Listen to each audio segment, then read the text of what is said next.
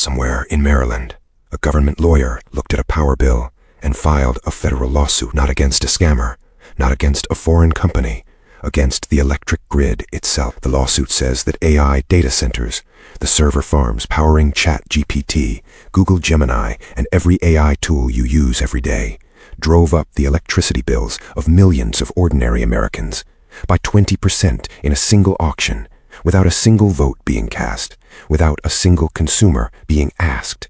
And the organization being sued? It's called PJ. You've probably never heard of it, but it controls the lights in your home. PJM Interconnection is the largest regional grid operator in the United States. It manages the flow of electricity across 13 states and Washington, D.C., from Illinois to New Jersey, from Ohio to Virginia. 67 million Americans, that's 1 in 5 people in this country. Their power runs through PJM doesn't generate electricity. It runs the market, the auctions where power plants compete to supply electricity, and where the price that lands on your monthly bill is determined. And in its most recent capacity auction, something extraordinary happened.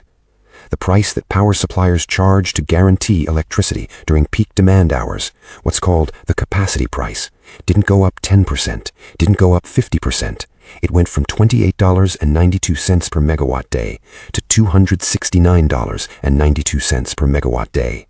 That is a 933% increase in 1 year. Maryland's Office of People's Counsel, the state agency whose entire job is to protect consumers from exactly this kind of thing, filed a formal complaint with the Federal Energy Regulatory Commission, known as FERC. The complaint, filed in May 2026, is direct. Maryland People's Counsel David Lapp stated, PJM ran a flawed auction resulting in prices that, unless corrected, will cost Maryland residential electric customers hundreds of dollars per year in unreasonable and unnecessary capacity costs. Hundreds of dollars per year per household. And the reason those prices are so high traces directly back to one thing: artificial intelligence. By 2030, PJM's own forecasts predict that 94% of all new peak electricity demand in its territory will come from data centers. The machines running AI, not factories, not electric vehicles, not population growth. 94% data centers. In Virginia alone, where the nation's highest concentration of AI data centers is located, utilities had to invest massively in grid upgrades just to keep the lights on. According to industry analysis, data centers drove 63% of PJM's recent capacity cost increases. The total extra cost to the grid surged from $2.2 billion to $14.7 billion. That money doesn't disappear. It moves through the market and lands on your bill. Here is the core injustice at the center of this story. The companies building and operating AI data centers, Microsoft, Google, Amazon, Meta, are some of the wealthiest corporations on the planet. Combined, they have pledged hundreds of billions of dollars in AI infrastructure investment for 2026 alone. They are consuming electricity at a scale the American grid was never built to handle. And when the grid scrambles to keep up, building new transmission lines, upgrading substations, paying power plants to stay on standby, those costs don't come out of Silicon Valley's profit margins. They come out of your pocket.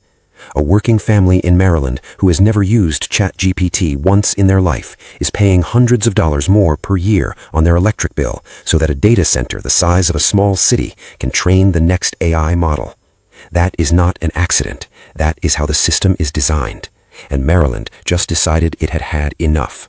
The FERC complaint asks regulators to throw out the results of the flawed PJM auction and replace them with prices that are actually lawful. Prices that don't strip hundreds of dollars out of family budgets every year. Whether FERC acts remains to be seen.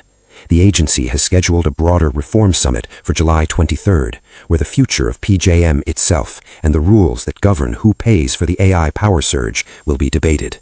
But Maryland has drawn a line. And what happens next will determine whether the cost of building artificial intelligence gets paid by the trillion-dollar companies that profit from it, or by the 67 million Americans who simply want to keep their lights on.